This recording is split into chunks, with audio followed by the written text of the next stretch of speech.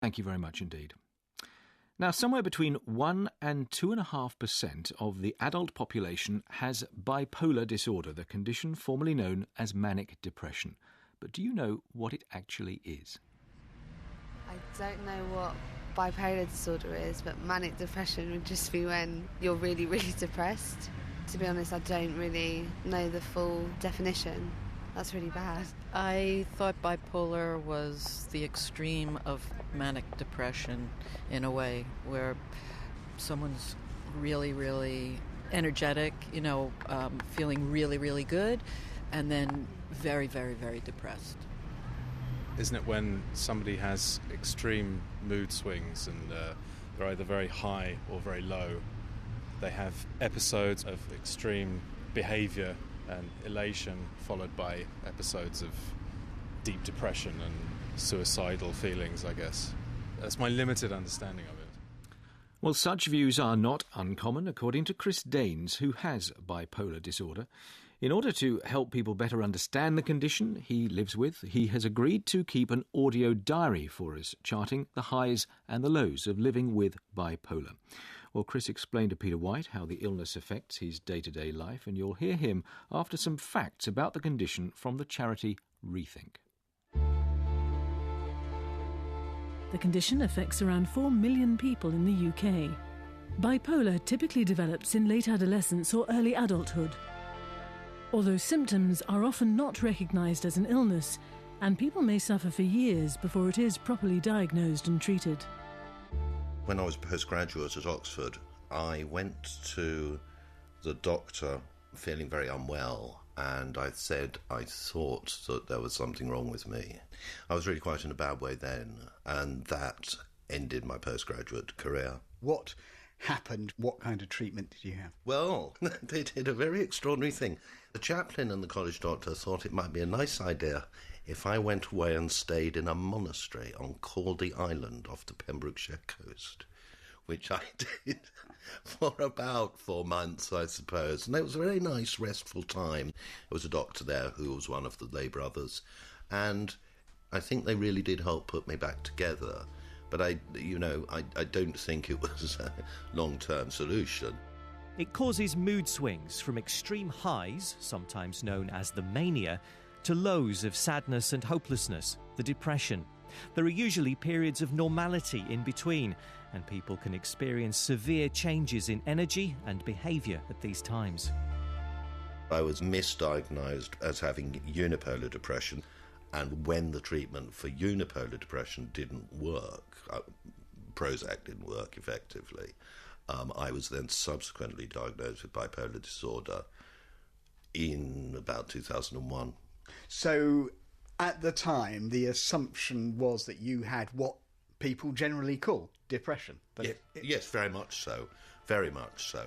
The cause is unknown, but there is evidence that it could be genetic, and the onset often follows a stressful or traumatic event such as bereavement, loss of a job, or even childbirth. Episodes of mania vary, but typically involve increased energy, activity and restlessness, producing euphoria or extreme irritability.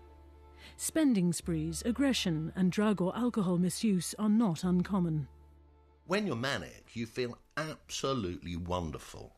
I mean, it's so enjoyable. I've never been on crack, but I should imagine it's something like that. Extreme bursts of energy. The ability to be very, very funny. And extreme bursts of creativity. In my case, that means writing. They say that depression is hell for you and mania is hell for your friends.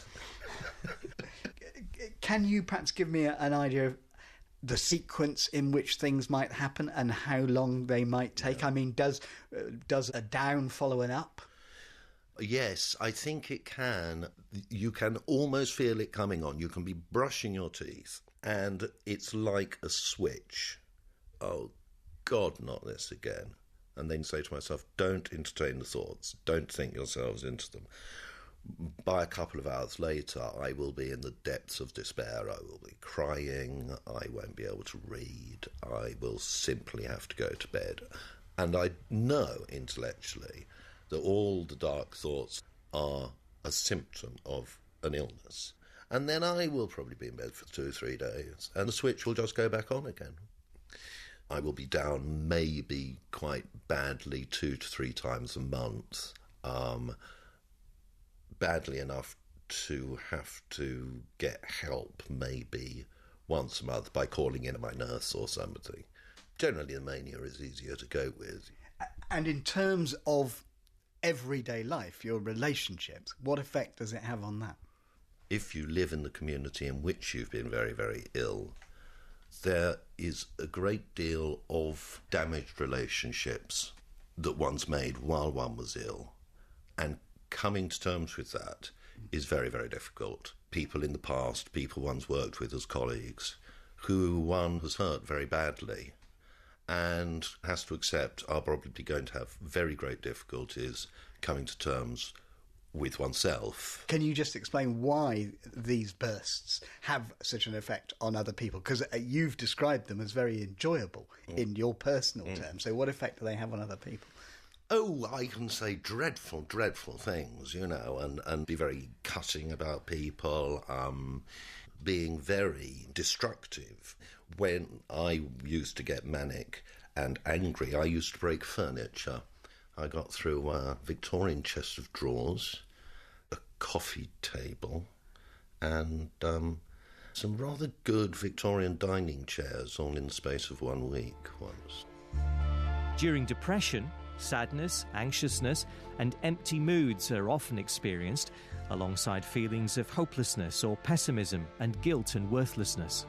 Loss of interest in activities, fatigue and irritability, and thoughts of death or suicide can be experienced.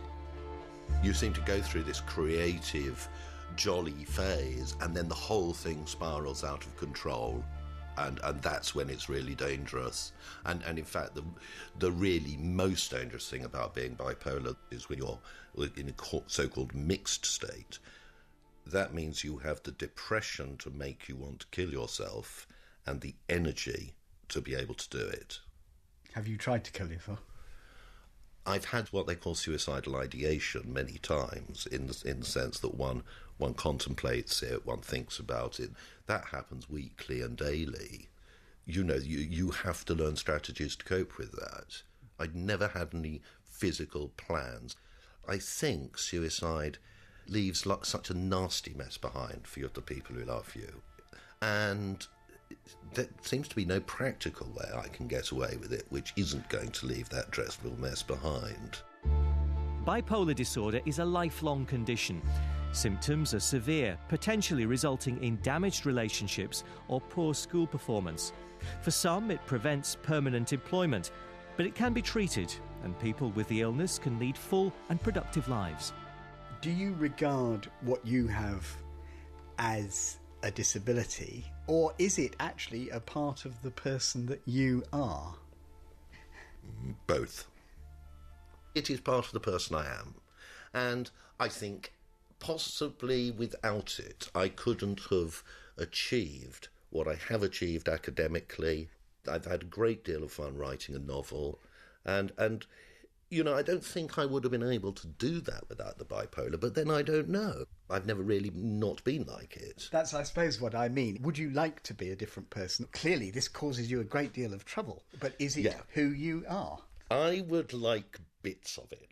What I would like to do, and I've talked to my consultant about this, is we're going to get that, whatever makes you slightly hypermanic, before you go into full mania, so the stuff that makes you creative and happy and so on, we're going to find out what that is, and we're going to bottle it, and then we're going to sell it, and it's going to make a fortune. So if one could just turn on the hypermania, that would be great.